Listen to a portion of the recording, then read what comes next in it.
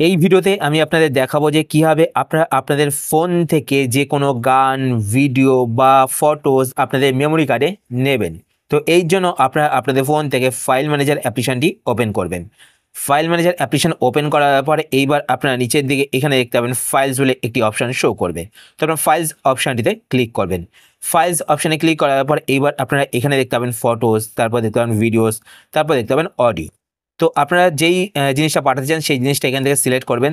তো আমি এখন আপনাদের অডিও দিয়ে দেখাচ্ছি, ঠিক আছে? যদি আপনারা ভিডিও পাঠাতে চান আপনাদের এসডি কার্ডে, তো আপনারা এখান থেকে ভিডিও ফোল্ডারটি সিলেক্ট করবেন, ঠিক আছে? তো আমি অডিও পাঠাবো, তো আমি এখান থেকে অডিও ফোল্ডারটি সিলেক্ট করলাম। সিলেক্ট করার পরে এবার আমি এখান থেকে দুটো অডিও আমার এসডি কার্ডে পাঠাবো। তো তার জন্য আমি কি করব, এখান থেকে অডিওতে চাপ দিয়ে এভাবে ধরে রাখবো। দেখুন আমি ধরে রাখলাম, তো দেখতে পাচ্ছেন এখানে কিন্তু এটা ঠিক হয়ে গেল, ঠিক আছে? তো আমি দুটো অডিও সিলেক্ট করবো এখান থেকে। তো আমি এই সেকেন্ড অডিওটা পাঠাবো, তো আমি সেকেন্ড অডিওটা সিলেক্ট করে নিলাম, ঠিক আছে? সিলেক্ট করার পর এইবার আপনার কী করবেন, নিচের দিকে আসবেন। নিচের দিকে আসার পর এখানে আপনি একটি অপশান দেখতে পাবেন মুভ বলে, আর পাশে আপনারা কপি অপশনও দেখতে পাবেন, ঠিক আছে? যদি আপনারা এখানে নিচের দিকে মুভ অপশান না দেখতে পান, তাহলে আপনারা নিচে এখানে তিনটে ডট দেখতে পাবেন, বা ওপরের দিকে এখানে আপনারা তিনটে ডট দেখতে পাবেন।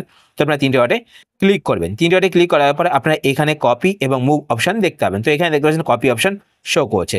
তো আমরা মুভ করব। তো মুভ করার জন্য আমরা কি করব, এখানে মুভে ক্লিক করব। মুভ এবং কপি অপশানের মধ্যে পার্থক্য হচ্ছে, যদি আপনারা মুভ করেন তাহলে আপনাদের ফোন স্টোরেজ থেকে ভিডিওগুলো আপনাদের এইচডি কার্ডে মুভ হয়ে যাবে, মানে আপনাদের ফোন স্টোরেজে কিন্তু আর থাকবে না। যদি আপনারা কপি করেন তাহলে আপনাদের ফোন স্টোরেজও থাকবে, আর আপনারা যেখানে পাঠাচ্ছেন মানে আপনাদের এইচডি কার্ডে পাঠাচ্ছেন, তো সেখানেও কিন্তু সেই এমপি3টা থাকবে, ঠিক আছে?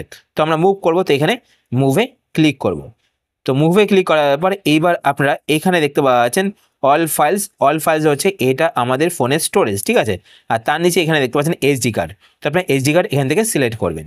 এসডি কার্ড সিলেক্ট করার পর আপনারা একটু ওয়েট করবেন। ওয়েট করার পর আপনাদের এসডি কার্ডের যত ফোল্ডার রয়েছে সমস্ত ফোল্ডারগুলো এখানে দেখতে পাবেন। তো আপনারা যেই ফোল্ডারে এমপি3 পাঠাতে চান সেই ফোল্ডারটি এখান থেকে সিলেক্ট করবেন, বা আপনারা চাইলে কিন্তু নতুন ফোল্ডার তৈরিও করতে পারবেন।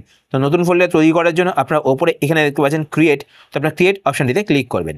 ক্রিয়েট অপশানে ক্লিক করার পর আপনারা এখানে দেখতে পাচ্ছেন নিউ ফোল্ডার। তো এখানে আপনারা ক্লিক করবেন। ক্লিক করার পর এখান থেকে এটা ডিলিট করবেন। ডিলিট করার পর আপনারা আপনাদের ফোল্ডারের নেম এখানে টাইপ করবেন, ঠিক আছে? তো আমি এমপি3 ফোল্ডার তৈরি করছি, তো আমি এখানে এমপি3, তো এখানে লিখে দিলাম এমপি3, ঠিক আছে? এমপি3 সং লিখে দিই, ঠিক আছে?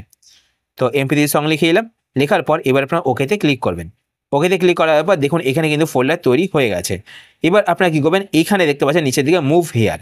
তো আপনারা মুভ হেয়ারে ক্লিক করবেন। তো মুভ হেয়ারে ক্লিক করার পর এখানে দেখতে পাচ্ছেন মুভ ফাইল, দেখবেন 2 ফাইলস। তো এখানে আপনারা ওকেতে ক্লিক করবেন। ওকেতে ক্লিক করার পর এখানে দেখতে পাচ্ছেন মুভ কিন্তু হচ্ছে। তো দেখুন মুভ হচ্ছে। তো দেখুন মুভ কিন্তু হয়ে গেছে। তো এখানে ভিউতে ক্লিক করবো। সরি, এখান থেকে ব্যাক করবো। ব্যাক করার পর এখানে আমরা ওপরের দিকে দেখতে পাচ্ছেন এসডি কার্ড। তো আমরা এসডি কার্ডে ক্লিক করবো। এসডি কার্ডে ক্লিক করার পর আপনারা একটু ওয়েট করবেন। ওয়েট করার পর নিচের দিকে আসবেন। নিচের দিকে আসার পর এখানে কিন্তু আপনারা আপনাদের ফোল্ডারটি দেখতে পাবেন। তো দেখতে পাচ্ছেন এমপি3 সং। তো আমি দেখুন ক্লিক করলাম। ক্লিক করার পর যেই দুটো সং পাঠিয়েছি সেই দুটো সং কিন্তু এখানে শো করছে। তো এইভাবে কিন্তু আপনারা আপনাদের ফোন স্টোরেজ থেকে আপনাদের এইচডি কার্ডে এমপি3 ভিডিও, ফটো কিন্তু পাঠাতে পারেন। আশা করছি ভিডিও আপনার হেল্পফুল হয়েছে। যদি হেল্পফুল হয়ে থাকে তাহলে অবশ্যই লাইক করে দেবেন। আর আপনারা যদি এই চ্যানেলে নতুন হয়ে থাকেন তো চ্যানেলকে সাবস্ক্রাইব করে পাশে বেল আইকনটি কল করে রাখবেন এরকম নতুন নতুন ইন্টারেস্টিং ভিডিও নোটিফিকেশন পেতে। আর আপনারা যদি ফেসবুক পেজ থেকে ভিডিও দেখে থাকেন তো পেজটিকে লাইক এবং ফলো করে পেজের সাথে অবশ্যই থাকবেন। তো আজকে আমাদের এই পর্যন্তই, আবার দেখা হবে আপনার সাথে নতুন একটি ভিডিওতে। তো টাটা, সবাই ভালো থাকবেন।